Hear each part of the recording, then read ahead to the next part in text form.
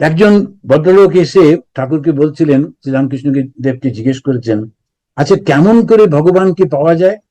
তো ঠাকুরের উত্তরটা হলো আর একটা প্রশ্ন। তিনি বললেন, কাঁদতে পারো?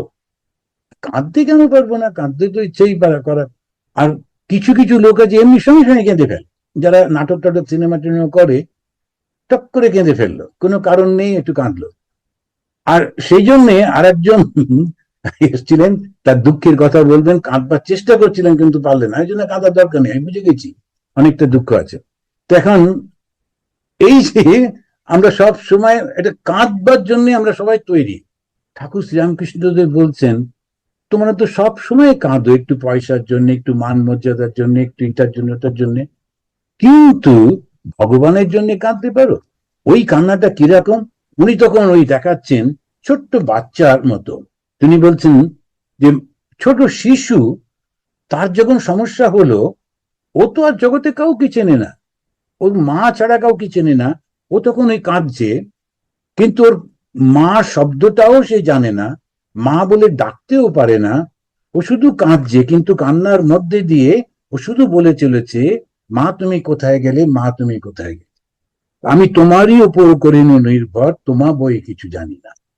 ওই শিশুটির কান্নাটা তার মায়ের কাছে ঠিক পৌঁছে যায়, মা জানে ও আমি ছাড়া ওর কেউ নেই, সুতরাং মা এসে ওকে কোলে তুলে নেন। তো আমরা যে কাঁদি সেটা হচ্ছে একটা সময় অসময় আর অবস্থা অনুযায়ী একটু কাঁদি। তা সেটার একটা প্রফেশন আছে। রাজস্থানের দিকে ওখানে কেউ মারা গেলে কাঁদতে হয়, কিন্তু ওরা ব্যবসায়ী লোক, বাড়িতে একজন 90 বছরের বুড়ো মারা গেছেন, তার জন্য বসে বসে যদি কাঁদি, ওদিকে দোকানটা বন্ধ রাখতে হবে, ব্যবসা ক্ষতি হয়ে যাবে। আবার না কাঁদলে তখন যিনি মারা গেছেন ওর আত্মা এসে ভয় দেখাবে, কারণ ঠিক নেই তো।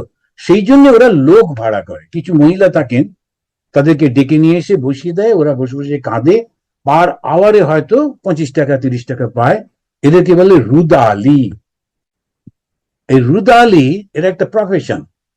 ওরা টপ করে বসে বসে 1 ঘন্টা কাঁদবে, তারপর ইনিয়ে বিনিয়ে কাঁদবে। তখন জিজ্ঞেস করা হলো, তোমার কে মারা গেছে? আরে কেউ না, আমি একটু জেগে যাই, একটু চা নিয়ে এসো, কেঁদে কেঁদে গলা শুকিয়ে গেছে। এখন করে এরকম রুদালি। কান্নাটাকে আমরা যদি রুদালির মতো কাঁদি না, তাহলে ভগবান পাওয়া যাবে না।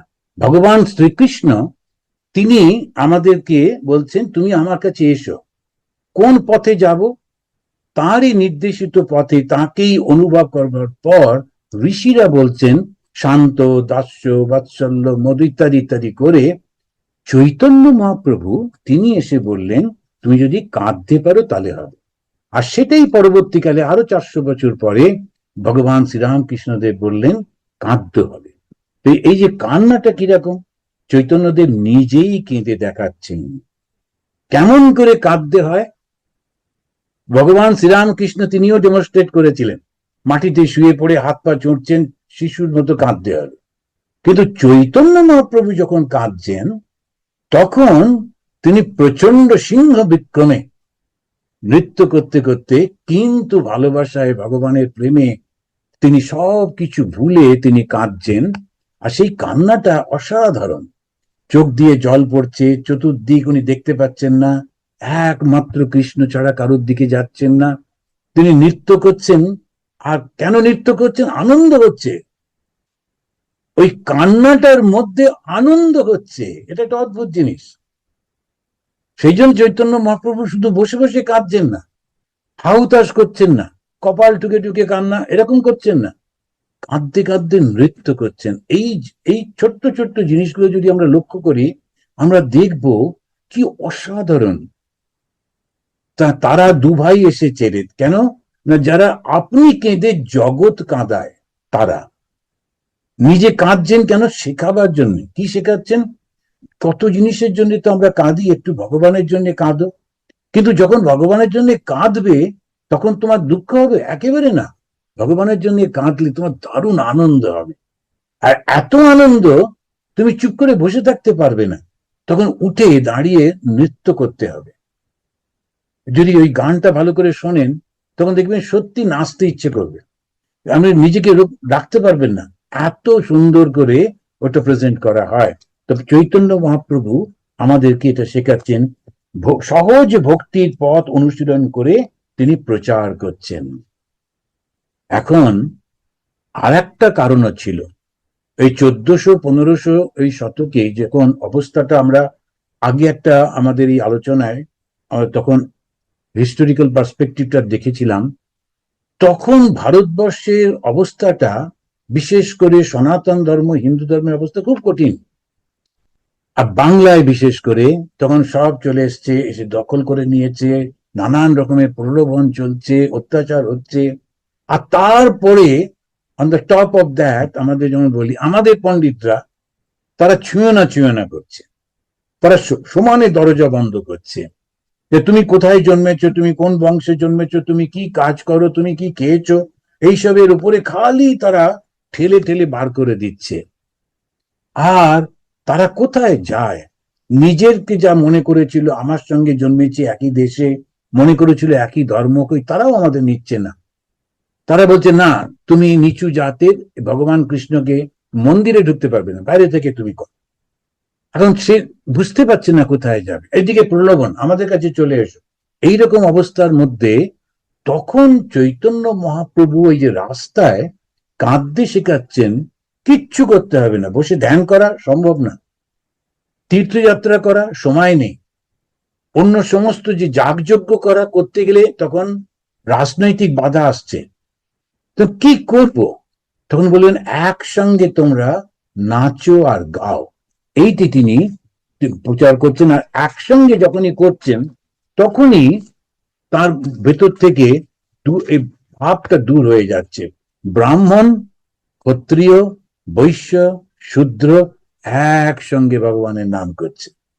আর চৈতন্য মহাপ্রভু খুব দূরদৃষ্টি সম্পন্ন ছিলেন, তো তাই তিনি একটা বড় বড় মুড়ি আনতেন, মুড়কি আনতেন, তার মধ্যে একটু বাতাসা দিতেন, এসব দিয়ে তিনি, তার মধ্যে আবার দইও দেওয়া হতো, দিয়ে একটা দারুণ টেস্টি বানাতেন, কিন্তু রাখতেন একটা পাত্রতে আর বলতেন ভক্তদের ওর থেকেই খাও।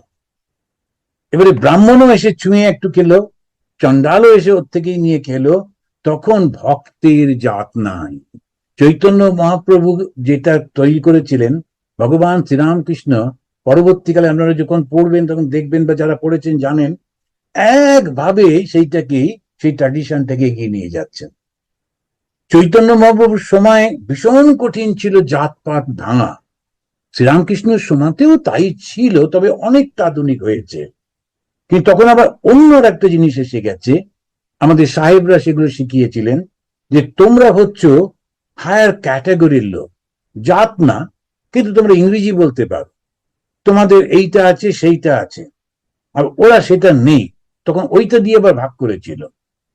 তখন একটা আমাদের যে লোয়ার কাস্ট তখন না করলেও, তখন আবার এখনো যেমন সমাজের মধ্যে রয়েছে যে এক ধরনের মানুষ একভাবে থাকে, তো চৈতন্য মহাপ্রভু ওদেরকে বললেন দুটো জিনিস, একসঙ্গে একই পাত্র থেকে নিয়ে খাও, তাহলে ওই জাতপাত থাকবে না।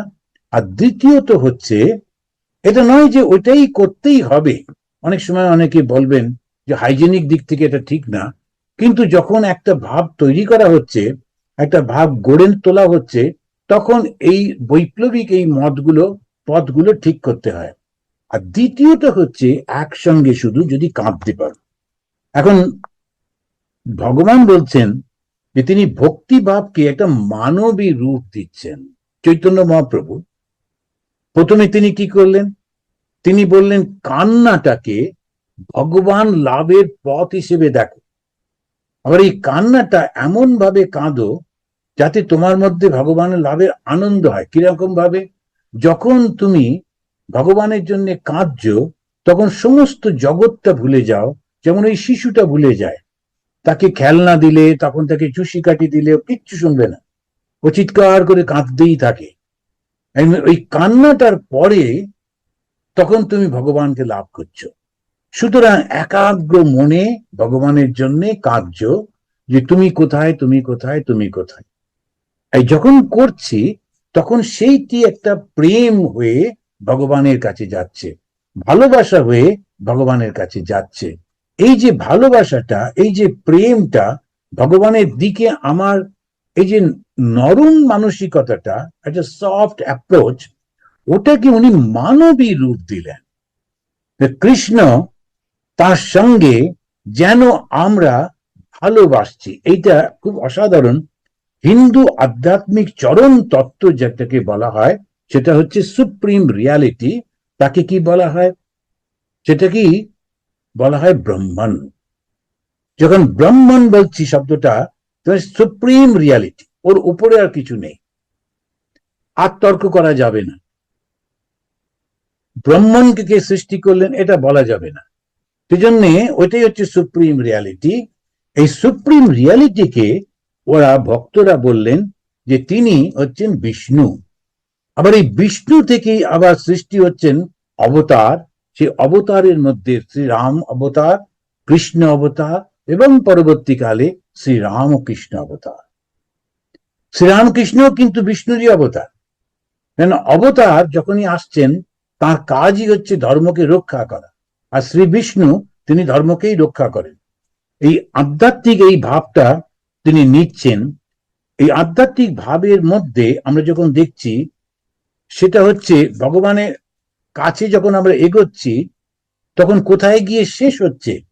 নির্গুণ, নিরুপাধিক, পরিবর্তনহীন, সর্বব্যাপী চৈতন্য স্বরূপ পরম ব্রহ্মে গিয়ে শেষ হচ্ছে। নির্গুণ মানে কি? কোনো গুণ নেই। আপনারা হয়তো অনেকে জানেন যে একটা ঈশ্বর পাটলি একটা কবিতা লিখেছিলেন। ঈশ্বর পাটলি তো মা দুর্গা, তিনি বউ যে চলে যাচ্ছেন শিবের কাছ থেকে, রেগে মেগে ঝগড়া হয়েছে, তখন গিয়ে যাবেন কি করে মাঝখানে নদী, তখন যে নৌকোটা নিয়ে বসে আছে সে বলছে তোমার কাছে পয়সা আছে? বলছে না। সে কি, তুমি বিবাহিত মেয়ে, তোমার স্বামী তোমায় পয়সা দেয়নি? বলে আর বলো না, ওই স্বামীটার জন্যই তো নদীতে পেরোচ্ছি। বলো কেন, স্বামী কি করেছেন? কে তোমার স্বামী? তখন উনি বলছেন কোন গুণ নাহি যার কপালে আগুন। এটা এমন সার্কাস্টিক্যালি বলা হচ্ছে, কিন্তু আসলে খুব সুন্দর ভাবে বলছেন কোনো গুণ নেই। শিবের তো কোনো গুণ নেই। গুণটা কি কি? সত্য রজতম। সত্য রজতম যখনই থাকবে, এমনকি সত্যগুণও যখন থাকবে, তখনও তুমি ছোট হয়ে যাচ্ছ, তুমি লিমিটেড হয়ে যাচ্ছ, কোন গুণের আধার হচ্ছ। সত্যগুণ মানে সত্য কথা বলা, লোককে সেবা করা, কিন্তু ওটাও তোমাকে বেঁধে ফেলে। ওই ঠাকুরের গল্প জানেন, তিনটে ডাকাতের গল্প, সেই সত্যগুণ। তো ওই কোনো গুণ ভগবানের নেই। তো শিবের তিনটে গুণ নেই, কিন্তু কপালে আগুন, অর্থাৎ সেই ত্রিলোচন, সেখান দিয়ে তিনি ইচ্ছা করলে ধ্বংস করে দিতে পারেন। মদন ভাষ্য করে দিচ্ছেন সেই কপালে আগুন। তারপরে উনি সে শব্দগুলো ভুলে গেছি, কণ্ঠ ভরা বিষ, কেবল আমার সঙ্গে দ্বন্দ্ব অহর্নিশ। এখন কণ্ঠ ভরা বিষ মানে হচ্ছে, এমনিতে মনে হচ্ছে যেন সারাক্ষণ গালমন্দ করেন, তা নয়। তিনি ওই যে বিষ পান করেছিলেন বলে তিনি নীলকণ্ঠ, সেই শিব, দ্বন্দ্ব অহর্নিশ। কেন দ্বন্দ্ব? কেন শক্তি আর শক্তিমান তাদের সঙ্গে সদা সর্বদা দ্বন্দ্ব হচ্ছে, তবে তো সৃষ্টি হচ্ছে। সৃষ্টি কিভাবে হবে? যখন এক হয়ে যায় সৃষ্টি এবং তার গুণগুলো যখন এক হয়ে যাচ্ছে, তখন তো সৃষ্টি নেই। সেই জন্য দ্বন্দ্ব হচ্ছে, সংঘর্ষ হচ্ছে। কেবল আমার সঙ্গে দ্বন্দ্ব অহর্নিশ, সারাক্ষণ আমার সঙ্গে দ্বন্দ্ব চলছে। মা দুর্গা কি সুন্দর করে ওই ঈশ্বর পাটনীকে বোঝাচ্ছেন যে এই হচ্ছে আমার বর, সে আমাকে পয়সা কি করে দেবে ইত্যাদি। এই যখন আমরা আনন্দ স্বরূপ, এম্বডিমেন্ট অফ ব্লিস, এই ভগবানকে যখন দেখছি, তখন তাকে বলা হচ্ছে তিনি নির্গুণ, নিরুপাধিক, পরিবর্তনহীন, তিনি সর্বব্যাপী, তিনি চৈতন্য স্বরূপ। এই পরম ব্রহ্মকে সাধারণের কাছে পরিচয় করিয়ে দেবার জন্য ঋষিরা লক্ষণা ব্যবহার করলেন। তো হিন্দু ধর্মটা একটু বুঝতে গেলে খুব, ওরা তো আচ্ছা, কেউ এলো কিছু বলে দিল, তুমি এটা করবে না, কারোর সঙ্গে ঝগড়া করবে না, বুঝেছো? বলে হ্যাঁ বুঝি, বাস যাও। এরকম তো না। এটা হচ্ছে এমন ভাবে সবকিছু ছড়িয়ে দিয়েছে, এত কিছু একবারে খুঁটি নাটি। তো বলে ভগবানকে তুমি বোঝাবে কি করে? যে মুহূর্তে তুমি ভগবানকে বোঝাবে যে ভগবান নিরামিষ খান, আজকাল তিনি নাকি আবার ভেগান হয়েছেন, কি জানি কেউ খবর নিয়েছে, তো ইত্যাদি ইত্যাদি, ভেগান টেগান। তো বেশ ঠিক আছে। এখন এইরকম ভাবে আমরা বুঝিয়ে দিলাম, যেই মুহূর্তে বললাম যে ভগবান তিনি এইটা খান এবং এটা খান না, লিমিটেড হয়ে গেছে। কেননা তুমি জানো, যে মুহূর্তে তুমি ভগবান সম্পর্কে জেনে গেছো, সেই মুহূর্তেই ভগবান লিমিটেড হয়ে গেছে। তুমি ভগবানকে নিশ্চয়ই জানতে পারবে, কিন্তু একটা ছোট্ট পোর্শন জানতে পারবে, পরিপূর্ণভাবে জানতে পারবে। এই জায়গাটাতে ভালো করে বুঝতে হবে, যেই আমরা জানলাম সসীম, কিন্তু তিনি তো অসীম। অসীম না থাকলে, ক্ষুদ্রতা থাকলে ধ্বংস হয়ে যাবে। সেই কারণে এখানে ওখানে বলছেন যে ঋষিরা তখন ভগবানকে বোঝাবার জন্য লক্ষণা ব্যবহার করলো। লক্ষণা মানে কি? লক্ষণা হচ্ছে সেই গুণগুলো যা একজনকে আর একজনের থেকে আলাদা করে, এটা হচ্ছে লক্ষণা। ইনি হচ্ছেন ক্যালকাটা হাইকোর্টের জাজ। যেই এই শব্দটা বললাম, তখন অনেক লোক বসে আছে, তার মধ্যে ওই মানুষটিকে আলাদা করে দেওয়া হলো। কেন না তিনি ক্যালকাটা হাইকোর্টের জাজ। এটা হচ্ছে লক্ষণা। আবার ভগবান সম্পর্কে যখন আমরা বলছি, তখন আমরা বলছি যে পরম ব্রহ্ম সম্পর্কে, তিনি সৎ চিত আনন্দ স্বরূপ। তিনি স্বরূপ, তার থেকে এইগুলো সৃষ্টি হয়েছে। তিনি সৎ, তিনি ইটার্নাল, চিত জ্ঞান স্বরূপ, আর আনন্দ মানে ব্লিস স্বরূপ, এর থেকেই সৃষ্টি হয়েছে। যেই মুহূর্তে এখানে থেমে গেলাম, তখন বলবো এই তো তুমি তো বলেই ফেললে যে তিনি এইরকম, তিনি এইরকম, তিনি এরকম। বলছেন না, এগুলো হচ্ছে লক্ষণা। তোমাকে অন্যদের থেকে আলাদা করবার জন্যে, ভগবানকে বোঝাবার জন্যে, পরমাত্মাকে বোঝাবার জন্যে তোমাকে বলা হলো। ওটাই তিনি সব নয়, ওই রকম অনেকটা। এখন এইভাবে একে বলে একটা লক্ষণা। লক্ষণার আবার দুটো ভাগ আছে, আমি সেটা অতটা যাব না। একটা হচ্ছে স্বরূপ লক্ষণা, একটা তটস্থ লক্ষণা। এখন এই দুটো ব্যবহার ওরা করেন। এই পরব্রহ্মের যে স্বরূপ লক্ষণা, স্বরূপ লক্ষণা মানে হচ্ছে সেই গুণগুলো যেগুলো ভগবানকে অন্যদের থেকে আলাদা করছে, কিন্তু ছেড়ে চলে যাচ্ছে না। সচ্চিৎ আনন্দ স্বরূপ যেই বললাম, তখন অন্যদের থেকে আলাদা করলো, কিন্তু ওই গুণগুলো তাকে রেখেই দিল, চলে গেল না। তাকে হচ্ছে স্বরূপ লক্ষণা। তটস্থ লক্ষণা সেই গুণগুলো যেগুলো উনি সবসময় রাখেন না। কিরকম? ভগবান সৃষ্টি স্থিতি প্রলয় করছেন, আলাদা করলেন তিনি, কি আলাদা করে ফেললাম অন্যদের থেকে, কিন্তু সারাক্ষণ সৃষ্টি স্থিতি প্রলয় তো করেন না। তো সেই জন্য ওই গুণগুলো তার থেকে আলাদা হয়ে যায়, তাই তাকে বলে তটস্থ লক্ষণ। একটা হচ্ছে স্বরূপ লক্ষণ। এই স্বরূপ লক্ষণায় যখন আমরা গেলাম, এই স্বরূপ লক্ষণার মধ্যে আমরা তিনটে গুণ পেয়ে যাচ্ছি, সত্য রজ তম ইত্যাদি। এইটাকে তখন ওরা, যারা বৈষ্ণবরা, যারা ভক্তির লোক, বিষ্ণুর পূজারী মানেই বৈষ্ণব, যারা ভক্তি, তারা তখন বললেন সৎ, এটা বললেন বেদান্তবাদীরা। আর যারা ভক্ত তারা বললেন সন্ধিনী, সন্ধিনী শব্দটা ব্যবহার করলেন। চিত বেদান্তবাদীরা বললেন, ওরা বললেন সম্বিত। আর যেই বলা হলো আনন্দ, ওরা বললো লাদিনী। ওই তিনটে গুণকেই ওরাও নিলেন, কিন্তু নিজেদের টার্মিনোলজি ব্যবহার করলেন, সন্ধিনী, সম্বিত আর লাদিনী। সন্ধিনী সম্বিত তো আছে, এই লাদিনীটাকেই চৈতন্য মহাপ্রভু ব্যবহার করলেন। এখন ভক্তিপথে সাধকেরা এই ব্রহ্মকেই ভগবান বিষ্ণু রূপে, বিষ্ণুর অবতার রূপে, রাম কৃষ্ণ ইত্যাদি। চৈতন্য মহাপ্রভু বললেন এই যে শ্রীকৃষ্ণ, ইনি রসস্বরূপ। রস মানে কি? আনন্দ, আনন্দের স্বরূপ। ভগবান শ্রীরামকৃষ্ণদেব তিনি কলকাতায় গিয়ে তখনকার যে ব্রাহ্ম সমাজী, তাদের একজনের বক্তৃতা শুনতে গেছেন, গিয়ে খুব বিরক্ত। পরে বলছেন দেখো কিচ্ছু জানে না, আবার বলছে। তো কি বলছিল লোকটি? বলছে ভগবান হচ্ছেন নিরস, আমাদের ভক্তি রসে তাকে ভালো করে ভক্তিটা দিতে হবে, রসস্বরূপ করতে হবে। বলছে যিনি রসস্বরূপ তাকে বলছে কিনা নিরস, তার মানে ও কিচ্ছুটি জানে না। কেমন জানো, একটা লোক বড় বড় কথা বলতো মিথ্যে করে করে, তো বলছে আমার মামার বাড়িতে এক গোয়াল ঘোড়া আছে। তো গোয়ালে কি ঘোড়া থাকে সেটাও জানে না, সেই জন্য ও ভুল ভুল বলছে। তো ওই রকম ভাবে ঠাকুর বোঝাচ্ছেন যে রসস্বরূপ। শ্রী চৈতন্য মহাপ্রভু বললেন শ্রীকৃষ্ণ কিরকম, তিনি রসস্বরূপ, অর্থাৎ তিনি আনন্দময়।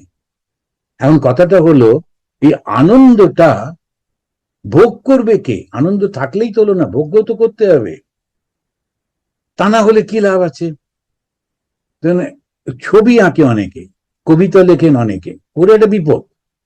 ছবি এঁকে যে রেখে দিল ব্যাস নিশ্চিন্ত, তা তো না, ওটা দেখাতে হবে। কবিতা লিখে যে ছেড়ে দিল তা তো না, ওটা শোনাতে হবে।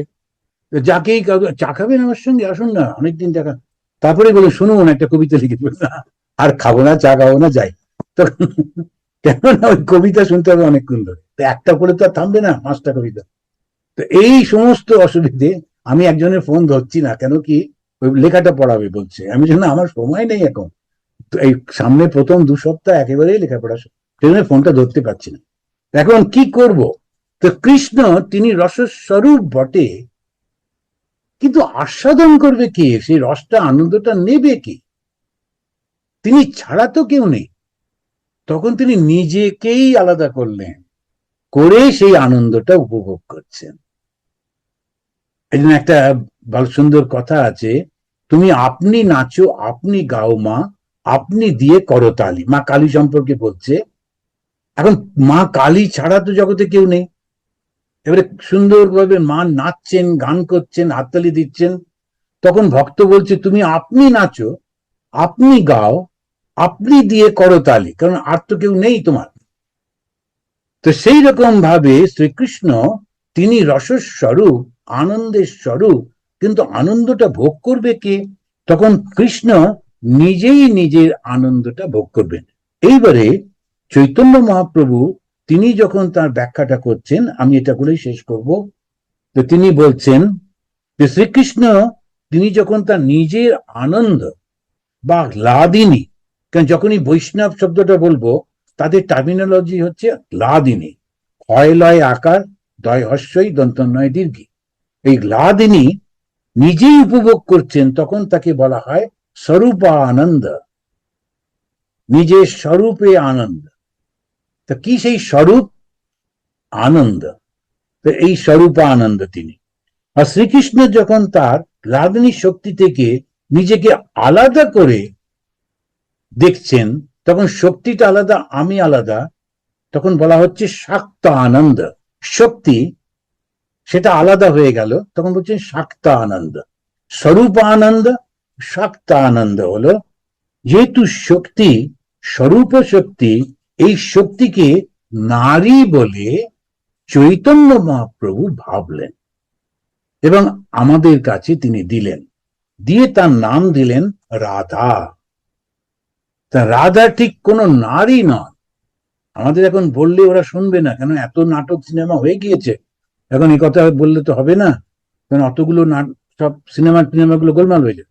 রাধা কিন্তু শ্রীকৃষ্ণ নিজেই, রাধা আলাদা কোনো মহিলা নয়। কিন্তু ওইভাবে একটা কাহিনী কেন তিনি চৈতন্যবাবু সৃষ্টি করলেন, তখন আমাদের বুঝতে সুবিধে হয়, আমাদের ভাবতে সুবিধে হয়। যখনই আমরা ওই রকম দেখি তখন আমাদের খুব ভালো লাগে। এবারে রাধাকে তিনি সৃষ্টি করলেন এমন ভাবে যাতে রাধা সে আর একজনের বউ।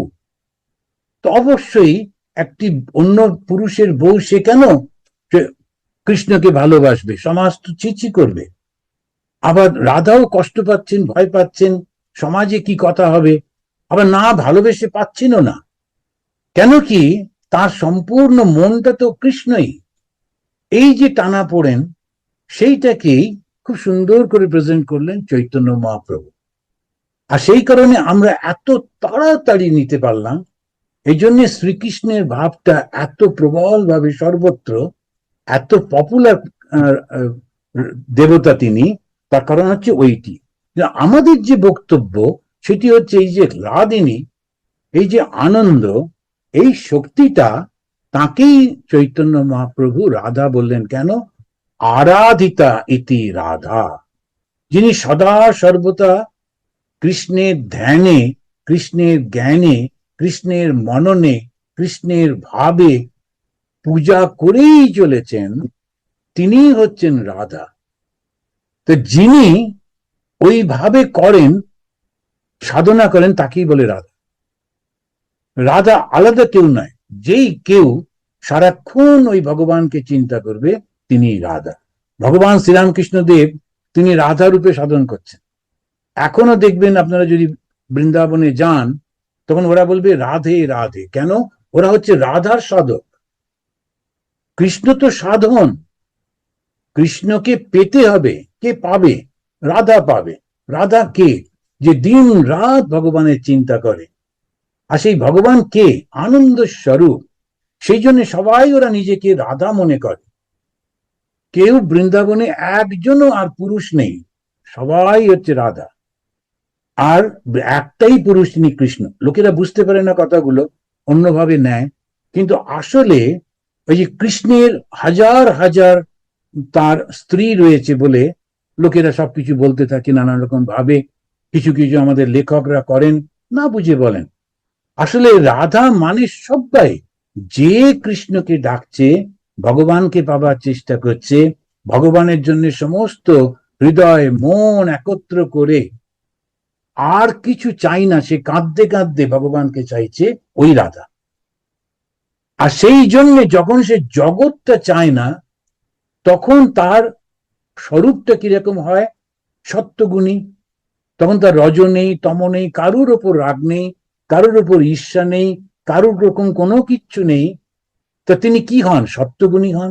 আর সত্যগুণের রংটা কি? সাদা। ওই জন্য রাধা হচ্ছেন ধপধপে সাদা। একটা হিন্দিতে গান শুনছিলাম, এইসব গায়কগুলো করে তো, ওরা বলছে কৃষ্ণ গিয়ে ওর মাকে বলছে, আচ্ছা আমি কেন কালো, রাধা কেন সাদা? ওর মা একটু কনফিউজ, কি একটা সব উত্তর দিয়েছিল মনে নেই। কিন্তু সে যাই হোক, রাধা তিনি সাদা কেন? আসলে তিনি সম্পূর্ণভাবে সত্যগুণী। তার মধ্যে না আছে রজ, না আছে তম। এই সত্যগুণী রাধা তিনি কৃষ্ণের বহিরঙ্গ, তার এক্সটার্নাল, বাইরে যখন শক্তিটা, তাকে বলছে মায়া। আবার সেই শক্তিটা, মায়া শক্তি কি করে? মায়া শক্তি মানুষকে বন্ধনের মধ্যে ফেলে, তাদেরকে প্রলোভিত করে। এটা হচ্ছে কৃষ্ণের খেলা। কিন্তু সেই শক্তিটাই যখন অন্তরে এসে যায়, তিনি হচ্ছেন রাধা। কারণ সেটাই হচ্ছে ভালোবাসা। আর সেই ভালোবাসা চৈতন্য মহাপ্রভু তাই বলছেন, তোমরা প্রার্থনা করো, করতে করতে সারাক্ষণ প্রার্থনা করো আর কাঁদো। কি ভাবে প্রার্থনা করব? হরে কৃষ্ণ কৃষ্ণ কৃষ্ণ হরে হরে, হরে রাম রাম রাম হরে হরে। এটা সেই মহামন্ত্র বলেন ওরা। হরে কৃষ্ণ, কৃষ্ণ তুমি আমার মনটাকে হরণ কর, মনটাকে তোমার কাছে নিয়ে নাও। হে কৃষ্ণ, আমার নিজের কিচ্ছু চাই না, শুধু তোমাকে চাই, তুমি আমাকে গ্রহণ কর। তো আমার মনে পড়ছে, যখন আমি প্রথম জয়েন করলাম চেরাপুঞ্জিতে, কিছুদিন পরেই ঠাকুরের তিথি পুজো। তো আমার ওখানে যিনি মহারাজ ছিলেন, তিনি আমাকে একটা ধুতি দিলেন, বলেন স্নান টান করে ধুতিটা পাঞ্জাবিটা পরো, পরে ঠাকুরকে গিয়ে ঠাকুরের কাছে অর্পণ করো। তো আমি ধুতি পাঞ্জাবি টাঞ্জাবি পরে বেশ রেডি। তারপরে বললেন তুমি ঠাকুরকে কি দেবে? তো আমি বললাম আচ্ছা তাহলে কিছু ফলমূল ব্যবস্থা করি। তো না, ফল টল তো তুমি আশ্রমের থেকে সবাই সবাইকে দিচ্ছে, এ কত জিনিস লোকেরা দিচ্ছে, তুমি কি দেবে ভগবানকে? তখন আমি বুঝিনি। তখন উনি খুব সুন্দর বললেন, নিজেকে দিয়ে দাও। গিয়ে ওই ঠাকুরের কাছে সাষ্টাঙ্গ প্রণাম করে বলো, ঠাকুর আমার এই দেহ, আমার এই মন, আমার এই সত্তা, আমার সমস্ত কিছু তোমার। যে মুহূর্তে আমরা সেটা বলতে পারবো, ওই জন্য এই সাদা কাপড় সাদা জামা যে পরে, তার মানে সত্য গুণী। যে মুহূর্তে দিতে পারবো, তখন আমার বলে কিছু নেই। তখন সেই কারণে ভালোবাসা আর কান্না আসবে। আপনি কেঁদে জগৎ কাঁদায়, এই হচ্ছেন শ্রী চৈতন্য মহাপ্রভু। জয় পা ঠাকুর, জয় মা, জয় স্বামী, জয় চৈতন্য মহাপ্রভু। ঠিক আছে।